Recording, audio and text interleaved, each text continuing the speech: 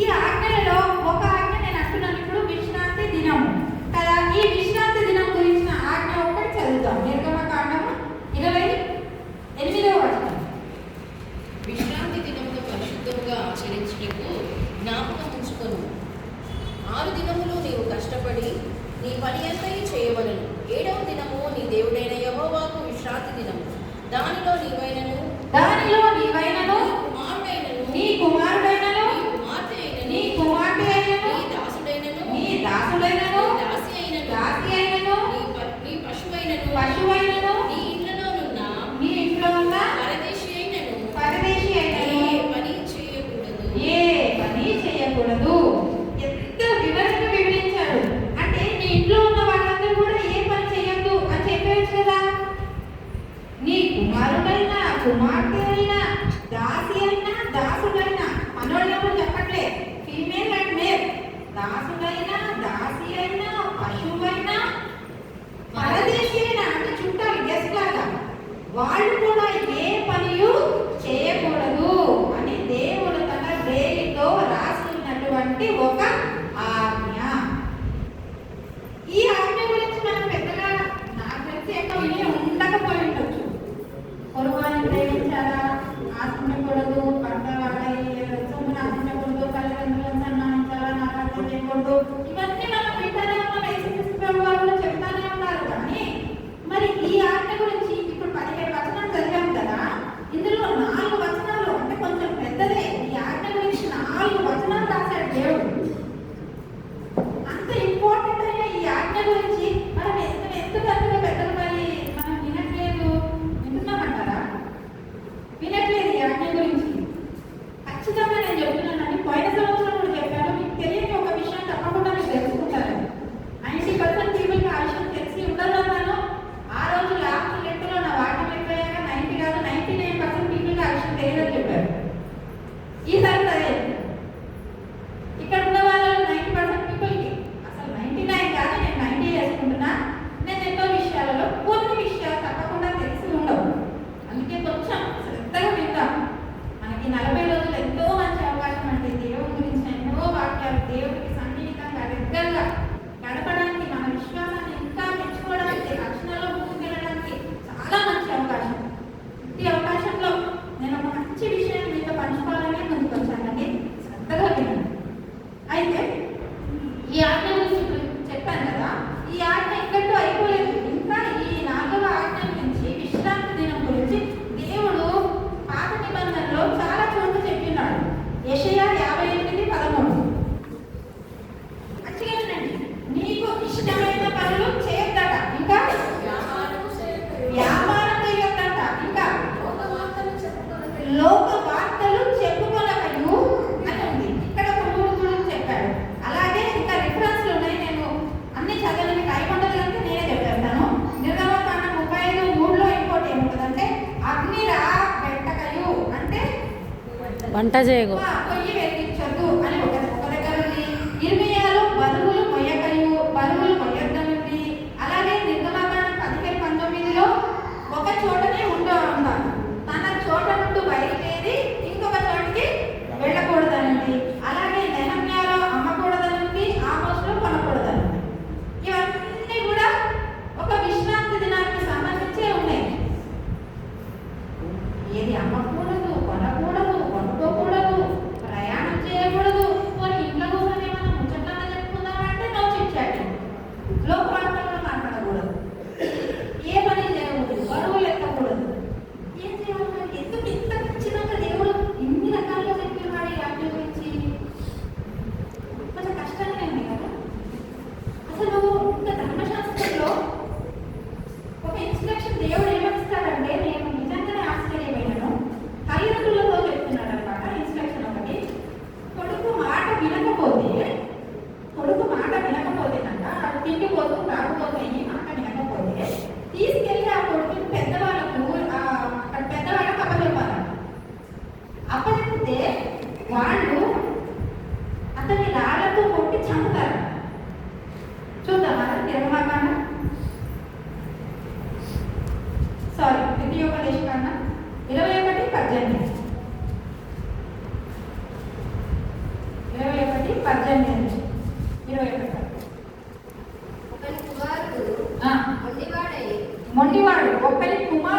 మొండివాడైతే వెనుకబడి తండ్రి మాట గాని తల్లి మాట గాని వెనుకయుండి వారు అతన్ని శిక్షించిన తర్వాతయు అతని వారికి విధేయుడు కాకపోయిన ఎడల అతని తల్లిదండ్రులు అతన్ని పట్టుకొని ఊరు గామిని యొద్ద కూర్చుని పెద్దల యొద్దకు అతన్ని తీసుకొని వచ్చి మా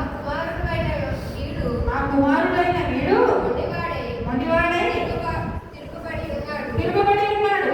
మాట వినక తిండిపోతును తాగుబోతును ఆయనని ఊరి పెద్దలతో చెప్పవలెను. ఆ, అప్పుడు ఊరి ప్రజలందరూ ఊరి ప్రజలందరూ రాళ్ళతో అతన్ని చావగొట్టవలెను. రాళ్లతో అతన్ని చావగొట్టవలెను. దేవుడిస్తున్న ధర్మశాస్త్రంలో ఇది ఉందన్నమాట. ఏంటి? కొడుకు మాట వినకపోతే తల్లిదండ్రులు తీసుకెళ్ళి పెద్దల కథ చెప్తారా? ఆ పెద్దలు ప్రజలందరూ కలిసి రాళ్లతో కొట్టి చంపుతారా? దేవుడు మరి ఇప్పుడు చదువుతున్నటువంటి ఈ విశ్రాంతి దినాన్ని దేవుడు ఇంత ఖచ్చితంగా చెప్పిన్నాడు కదా. ఏ పని చేయొద్దు, వంట చేయొద్దు, వెళ్ళొద్దు, రావద్దు, బరువులు ఎత్తద్దు అని ఎంత చెప్పిన్నాడు కదా. ఒకవేళ ఈ ఆజ్ఞ పాటించకపోతే ఏం శిక్ష ఉండదు. విశ్రాంతి దినం ఏం చేయదు. ఒకవేళ ఇష్టం కదా, ఒకవేళ ఈ ఆజ్ఞ పాటించకపోతే దానికి ఏం శిక్ష? నిర్గమకాండము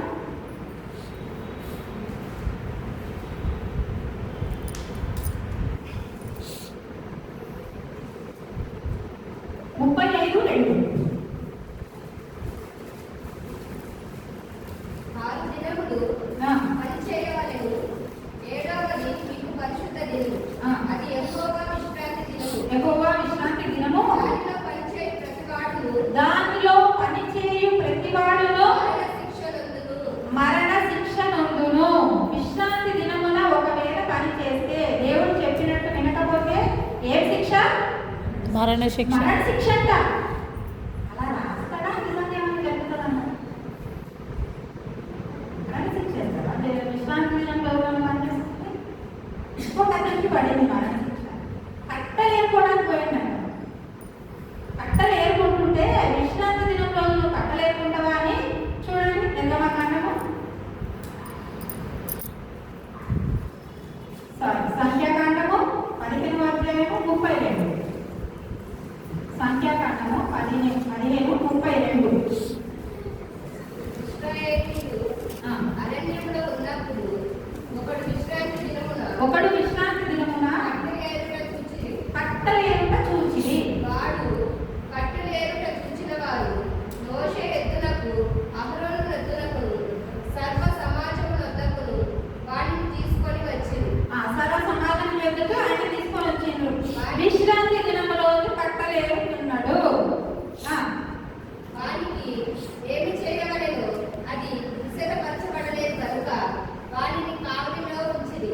తరువాత యెహోవా ఆ మనుషుడు మరణ శిక్ష నొందవలెను.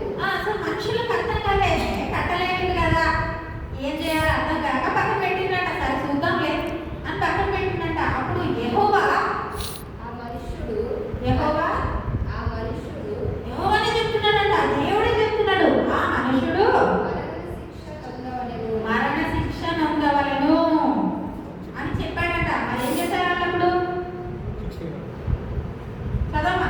సర్వ సమాజము బాల్యము వెలుపల రాళ్లతో వాడిని కొట్టి చంపవలెనని మోషేతో చెప్పాను. కాబట్టి యెహోవా మోషేకు ఆజ్ఞాపించినట్లు సర్వ సమాజము బాల్యము వెలుపలికి వాడిని తీసుకొని పోయి రాళ్లతో వాడిని చావగొట్టెను. చచ్చాడా? రాళ్లతో చావగొట్టెను. చేసిన తప్పేంటి? విశ్రాంతి దినము రోజు చిన్న పని చేశాడు. కట్టలు ఏరుకున్నాడు. ఎవరిని బాధ పెట్టలేదు, నొప్పి పెట్టలేదు, ఒకరు జోలికి పోలేదు, ఏం మాట్లాడలేదు, ఏమి చేయలేదు. కేవలం కట్టలు ఏరుకున్నాడు తన కోసం. దానికోసం అంట చావగొట్టేది. యెహోవా దేవుడే చెప్పాడు ఇతన్ని చంపేయాలా అంటే వాళ్ళు చంపేశారు. ఇటువంటి ఒక ఆజ్ఞ, విశ్రాంతి దినం అనే 4వ ఆజ్ఞ, ఇటువంటి ఒక ఆజ్ఞ. సరే, ఇదంతా మనం పాత నిబంధనలో చూస్తా వచ్చాం ఇప్పటివరకు. మరి మనందరికీ యేసుక్రీస్తు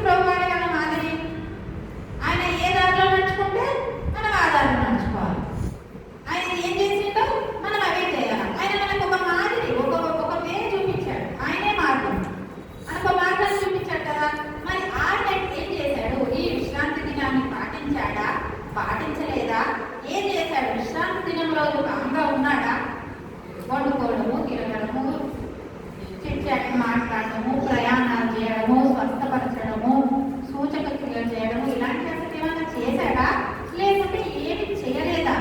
మత్తయి సువార్త 12వ అధ్యాయం 9వ వచనం. సూచక క్రియలు, స్వస్థతలు ఏమైనా చేశాడా లేదా అంటే ఇక్కడ మనం చూస్తాము, ఒక పూజ చేయగలవాడిని యేసుక్రీస్తు ప్రభువారు విశ్రాంతి దినమున స్వస్థపరిచినట్టు మనం చూస్తాం. విశ్రాంతి దినమున స్వస్థపరిచినట్టు మనం చూస్తాం. ఒక్కసారి 10వ వచనం చదవండి. యేసుక్రీస్తు ప్రభువారు ఏదైనా తప్పు చేశాడా? ఏదైనా పొరపాటు చేశాడా? ఏదైనా పాపం చేశాడా? ఏదైనా చెడ్డ పని చేశాడా? ఎవరినైనా బాధ పెట్టాడా? మంచి కార్యం కదా చేసింది. పూజ చేయగా బాధపడుతున్న ఒక వ్యక్తి స్వస్థపరిచాడు. అని అక్కడ ఉన్నవాడు ఏం చేస్తున్నారంట? నేరారోపణ మోయవలెనని ఎదురు చూస్తా ఉన్నారంట. యేసుక్రీస్తు ప్రభువారు ఏ తప్పు చేయబట్టి అక్కడ ఉన్న వాళ్ళంతా కాచుకొని చూస్తున్నారంట. మనలాంటి స్వభావం ఉన్న వాళ్ళే వాళ్ళు. ఇప్పుడు ఇంత మాట్లాడుతున్నా కానీ నేను ఎక్కడ తప్పులో దొరుకుతానా చూసేవాళ్ళు కూడా ఉంటాను. అది మనిషి స్వభావం. మంచి కనబడదు, చెడు కోసం చూస్తూ ఉంటాం. ఒక ఎగ్జాంపుల్, చిన్న ఎగ్జాంపుల్కి ఆంటీ మిమ్మల్ని వాడుతుంది. ఏమో సపోజ్ సుజాత ప్రశాంత్ కుమార్ అని పెట్టాడు, ఇంకోటి సువార్త పాఠము పుష్ప గారు అని పెట్టాడు. అయిపోయింది. ఆ మరుసటి రోజు వచ్చి అదేంటది, ఆమెకేమో సుజాత ప్రశాంత్ కుమార్ అని పెడతారు, నాకేమో పుష్పనా పుష్ప అన్న లేదా? అప్పుడు వాళ్ళు ఏంటి మిస్టర్ డైనా, నాకు ఇష్టం పెట్టలేదు. తప్పులు ఎత్తే వాళ్ళకి అన్ని తప్పులే కనిపిస్తుంటాయి. నేరారోపణ చేయడానికి వారు ఆయన మీద నేరారోపణ చెయ్యవలనని చూస్తా ఉన్నారు. తీస్తే ఎక్కడ దొరుకుతారా, ఎక్కడ దొరుకుతారా, ఎక్కడ దొరుకుతారా? దొరికాడు విశ్రాంతి దినం. స్వస్థపరిచాడు కదా, అమ్మ దొరికాడులే అని వాళ్ళు చూస్తా ఉన్నారు. తప్పు చేశాడని అనుకుంటా ఉన్నాడు.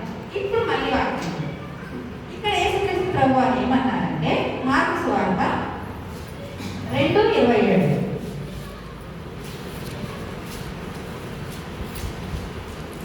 మరియు మనుషుల కొరకే నియమింపబడేది కానీ మనుషులు విశ్రాంతి దినము కొరకు నియమింపబడలేదు.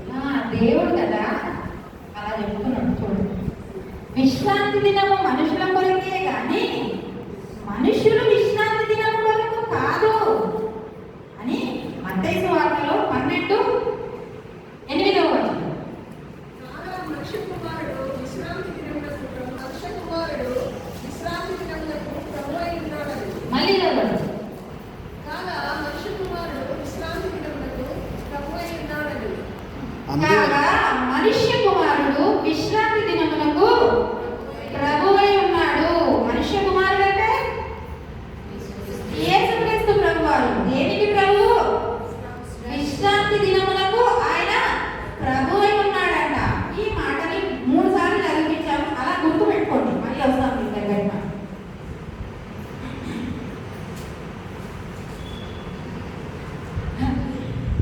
ఇప్పుడు అసలైన విషయం, అసలైన వాక్యంలో మనం చూద్దాం. జాగ్రత్తగా వినండి. విశ్రాంతి మన వాడుక భాషలో విశ్రాంతి అంటే ఏంటి? Rest. Very good. Rest. Rest rest అంటే ఎట్లా తీసుకుంటారు? రెస్ట్ ఏ పని చేయకుండా మీరు ఎట్లా తీసుకుంటారు? రెస్ట్ ఇంట్లో పండుకోవడం. Very good. ఇంకా కూర్చోవడం. పడుకుంటాం. మన భాషలో మనకు తెలిసింది రెస్ట్ అది కదా. రెస్ట్, ఏ పని చేయకుండా ఉండడమే రెస్ట్. రెస్ట్. వెరీ గుడ్ కదా, రెస్ట్. ఇక్కడ ఎలాంటి రెస్ట్ అంటే ఇప్పుడు పగలు అంటే డే టైంలో మనం నిద్రపోయాం అనుకుంటాం. నైట్స్ నిద్ర కాదు, డే టైంలో ఎప్పుడైనా బాగా అలసిపోయో ఎప్పుడో నిద్రపోయాం అనుకున్నాం. ఒక 2-3 గంటలు స్లీప్. లేచిన తర్వాత ఎట్లా అనిపిస్తుంది? అరే సాయంత్రం తెల్లారింది అనిపిస్తుంది. తెల్లవారిందా? హాయిగా ఉంటుంది. తెల్లారి కాదు, పగలు పడుకున్నాం. హాయిగా ఉంటుంది. అలాంటి సంతోషం ఉంటుంది. అట్లా తేలిపోతాము. ఈ 3 గంటలు ఏం జరిగింది? లోకంలో ఏమైనా కాలిపోయిందా?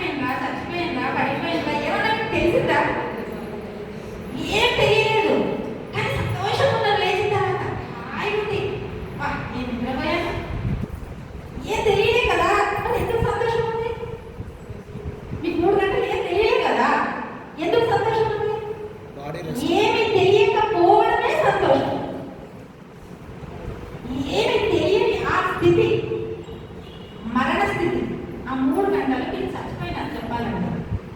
ఆ ఏమి తెలియని స్థితే హాయి, విశ్రాంతి, సంతోషం, ప్రశాంతత. అది విశ్రాంతి అంటే అది ఏమీ తెలియని స్థితి. రేపు ఈఎంఐ కట్టాలా, నిద్రలో తెచ్చిందా? రేపు అప్పులో వస్తారు, నిద్రలో తెచ్చిందా? కరెంటు బిల్లు కట్టాలా, తెచ్చిందా? రేపటి కూరగాయలు తెచ్చిందా? ఏమి తెలియలేదు, ఏ చింత లేదు, ఏ బాధ లేదు. విశ్రాంతి, విశ్రాంతి, ఏమి తెలియని ఒక స్థితి. ఇప్పుడు మనం అందరం ఒక దగ్గరికి వెళ్తాం, మిమ్మల్ని తీసుకెళ్తాం. చర్చ్ బయటికి వెళ్తున్నామంటే ఎక్కడ వెళ్తున్నాం? అవుట్ ఆఫ్ మన ఇమాజినేషన్లో వెళ్తున్నాం. చర్చ్ బయటికి, అస్బెస్టస్ కాలనీ బయటికి, ఈ దేశం బయటికి. ఎక్కడికి వెళ్తున్నామంటే ఆది కాండంలోకి వెళ్తున్నాం. సృష్టిని ఆరంభించిన ఆ టైంలోకి వెళ్తాం. నిజంగా వెళ్తాం. మీరు వాక్యం ఎంజాయ్ చేయాలనుకుంటే నిజంగా వెళ్ళండి. ఆ టైం దేవుడు సృష్టిని ఆరంభించే ఆ టైం ఏముందప్పుడు? ఏమి శూన్యం. శూన్యం. శూన్యం.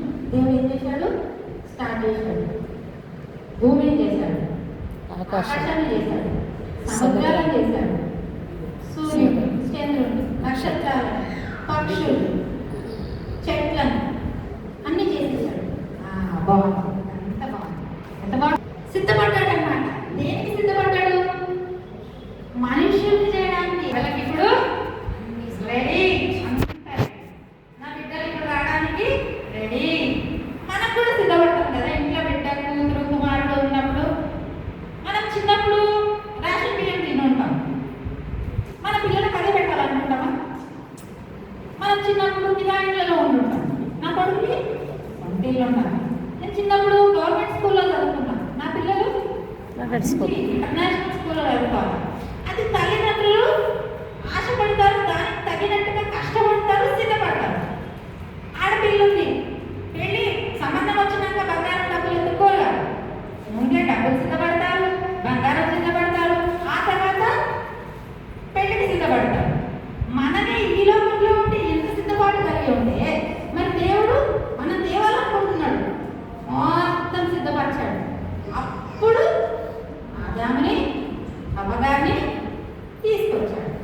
ఇప్పుడు ఎవరున్నారు అక్కడ? ఏదో ఆదాము, అవ్వ, చెట్లు, పండ్లు, జంతువులు, దేవుడు. దేవుడు వస్తున్నాడు, మాట్లాడుతున్నాడు, హాయిగా ఎంజాయ్ చేస్తున్నారు, వెళ్ళిపోతున్నాడు. మనకి ఏ పని లేదు. వండుకునే పనుందా? ఏమన్నా ఆలోచన ఉన్నాయా? ఎక్కడికైనా జర్నీ చేసే పనుందా? ఏది లేదు. వంట చేసేది లేదు, బరువులు ఎత్తేది లేదు, తిరిగేది లేదు. ఈ విశ్రాంతి దినంలో చెప్పిన ఏ పనులైనా చేయాల్సిన అవసరం అక్కడ ఉందా? ఏది లేదు. అక్కడ ఏముంది? దేవుని సంతోషం, విశ్రాంతి. విశ్రాంతే విశ్రాంతి. కేవలం వాళ్ళు దేవుడు వస్తుంటాడు, మాట్లాడుతుంటాడు, వెళ్ళిపోతుంటాడు. దేవుడికి కావలసిన ఆ విశ్రాంతి. నేను నా పిల్లలు నిత్య విశ్రాంతిలో హ్యాపీగా అంతా తయారు చేసిన మంచిగా ఉంటాం. మనం కూడా అనుకుంటాం కదా, ఓల్డ్ ఏజ్ అయ్యేటప్పటికి నా పిల్లలకి సొంత ఇల్లు, ఈ టెన్షన్ ఉండదు, ఆ టెన్షన్ ఉండదు, సంతోషంగా నేను, నా పిల్లలు, నా మనవాళ్ళు, నా మనవరాలు సంతోషంగా గడపాలా అని ఒక ప్రణాళిక కలిగి ఉంటాం. దేవుడు కూడా అలాంటి ప్రణాళికనే కలిగి ఉన్నాడు. దేవుడి యొక్క ప్రణాళిక, ఒక గోల్, ఒక సంకల్పం అదే. ఫస్ట్ దేవుడు అనుకున్నది అదే. మరి జరిగిందా? దేవుడు అనుకున్నట్టు జరగలేదు. ఆ తర్వాత అంతా మీకు తెలిసిందే. అపవాది, పండు తినడము, పాపం రావడము, ఇవన్నీ మీకు తెలిసిందే. దేవుడు అనుకున్నది ఏమైంది? ఇప్పుడు ఒక అవాంతరం వచ్చింది, ఒక బ్రేక్ వచ్చింది, ఒక ఇంటర్వ్యూ వచ్చింది. దేవుడు అనుకున్న దానికి కొన్ని ఆటంకాలు వచ్చేసాయి. మరి ఆటంకాలు వచ్చినాయి కదా, దేవుడు డ్రాప్ అయిపోయారట. దేవుడు అనుకున్నది అనుకున్నట్టే, డ్రాప్ అయ్యే పని లేదు. ఇప్పుడు మన కొడుకే ఉన్నాడు అనుకోండి, వాడి కోసం అన్ని సిద్ధపరిచి పెట్టాను. కానీ వాడు ఒక తాగుబోతు, డ్రగ్స్ తీసుకుంటాడు, అమ్మాయిలను రేప్ చేస్తాడు, మర్డర్లు చేస్తాడు. అలాంటి కూడా అనుకుంటాం. ఇక్కడ పార్కులో పెంచిన వాడు అక్కడ తయారైన అనుకుంటాం.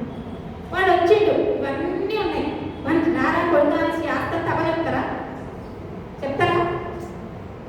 లేదు. వెళ్ళు, రీహాబిలిటేషన్లో ఉంటూ ఇంకెక్కడన్నా ఉంటూ ట్రీట్మెంట్ తీసుకో అన్నిట్లో కూడా మీకు సహాయం చేస్తారు. అవన్నీ అయి మళ్ళీ నేను ఏదైతే డ్రీమ్ చేశానో నీ కోసం నువ్వు అందులోకి వస్తే ఇదంతా నీదే అన్నట్టు మనం చేస్తాం. మరి అదే విధంగా దేవుడు కూడా నా పిల్లల కోసం నేను అనుకున్న ఆ విశ్రాంతి దినాన్ని వీళ్ళు గ్రహించట్లేదు. విశ్రాంతి దినం కాదు, ఒక విశ్రాంతి, నిత్యమైన విశ్రాంతి. సో దానికి మాదిరిగా ఒక మోడల్ లాగా, ఒక శాంపుల్ లాగా మనకి ఎప్పుడూ తెలిసి ఉండాలి కనుక మీరు మళ్ళీ జాగ్రత్తగా చదివినట్లయితే 10 ఆజ్ఞలలో ఇది చెయ్యండి, ఇది చెయ్యొద్దు, ఇది చెయ్యండి, ఇది చెయ్యొద్దు అని ఉంటుంది. అని విశ్రాంతి దినం మాత్రం గుర్తుంచుకుంటే ఉంటుంది, జ్ఞాపకం ఉంచుకోవాలండి అని ఉంటుంది. సో జ్ఞాపకం ఉండడానికి చిన్నప్పుడు మనకు దెబ్బలు తగులుతాయి. ఎన్ని దెబ్బలు తగిలినా గుర్తుందా? దెబ్బలు తగలకుండా ఎవరు వెళ్ళదు, గుర్తుందా? కానీ కొన్ని గుర్తులు ఉండిపోతాయి. ఇక్కడ తగిలినట్టు ఒక కట్టు, ఇక్కడ తగిలినట్టు ఒక కట్టు, ఇట్లా ఉండిపోతాయి. అది మర్చిపోతావా? ఎందుకు? అది చూసినట్లల్లా మనకి అది గుర్తు, మనము గుర్తుంచుకోవడానికి ఒక గుర్తు. సో దేవుని దగ్గర పెడుతారని ఒక గుర్తు మనము బల తీసుకుంటాం. అది ఆచరించండి. నేను వచ్చే వరకు నా పునరుద్ధానాన్ని గుర్తు తెచ్చుకోండి, నా మరణ సమాధి పునరుద్ధానాన్ని గుర్తు తెచ్చుకోండి, ఒక గుర్తుగా ఆచరించండి. అదేవిధంగా విశ్రాంతి దినం కూడా మీరు ఆచరించాలా. అందులో ఏమి చేయొద్దు, కొట్టుకోవద్దు, అంటే ఏం తింటున్నా ఏం తాగుతున్నా ఆలోచనలు వద్దు, ప్రయాణించొద్దు, అంటే మీరు వెళ్ళకూడని చోట్లకు వెళ్ళకండి, బరువులు మయ్యద్దు, అంటే పాప భారం, కుళ్ళు, కుతంత్రము, మనసులో ఎన్ని ఉంటాయంటే ఆలోచనలు చెడ్డవి, అదంతా భారమా కాదా? భారమా కాదా? ఒకరంటే ఇష్టం లేదు, కుళ్ళు, అసలు మనిషికి అంతా ఉన్నదే భారం. ఆ భారము మొయ్యకండి. లోకవార్తలు, ముసలమ్మ ముచ్చట్లు వద్దు, మానేయండి, పరిశుద్ధంగా ఉండండి, పాపాలు చేయకండి అని దేవుడు విశ్రాంతి దినం రోజు ఇది ఇది ఇది ఇది ఇది ఇది అని చెప్పాడు. ఎందుకు? ఆ విశ్రాంతిలో ఆదాము అమ్మగారు విశ్రాంతిలో ఇవన్నీ ఉన్నాయా? లేవు. మీరు మళ్ళీ ఆ విశ్రాంతిలోకి రావాలా? అందుకనే ఒక సూచనగా, ఒక మోడల్ లాగా విశ్రాంతి దినం అనేది పెట్టి దీన్ని మీరు ఆచరించాలా కంపల్సరీ అని పెట్టాడు. దేవుడి ఉద్దేశం మనని బాధ పెట్టడం కాదు. పిల్లలు చదవకపోతే కొడతాం కదా, మాటలు లేకపోతే కొడతాం కదా. మన ఉద్దేశం వాళ్ళని శిక్షించడమా? కాదు కాదు. వాళ్ళని మళ్ళీ మన దారిలోకి తెచ్చుకోవడం, వాళ్ళని మళ్ళీ మన దారిలోకి తెచ్చుకోవడం. దేవుడి ఉద్దేశం ఒకటే ఉంటే మనం దాన్ని చాలా ఇష్టంగా, భారంగా, ఒక ఊరిలాగా, ఒక శిక్షలాగా, అంటే ఏంటి అన్నీ చేయొద్దంటున్నాడే దేవుడు అని భావిస్తున్నాడు. దేవుడు మళ్ళీ మనకు ఆ సమయాన్ని, ఆదాము అవ్వలకు ఎలాంటి సమయాన్ని అయితే గడిపాడో అలాంటి సమయాన్ని కోరుకుంటున్నాడు. వీళ్ళకి విశ్రాంతి దినాన్ని రుచి చూపిద్దాం, ఏ టెన్షన్స్ లేకుండా, ఏ బాధలు లేకుండా హ్యాపీగా గడిపే ఒక విశ్రాంతి దినాన్ని రుచి చూపిద్దాం. వీళ్ళకి నచ్చుతుంది. ఈ విశ్రాంతి దినాన్నే మళ్ళీ మళ్ళీ వాళ్ళు కోరుకుంటారు. ఇలాంటి విశ్రాంతి దినం మనం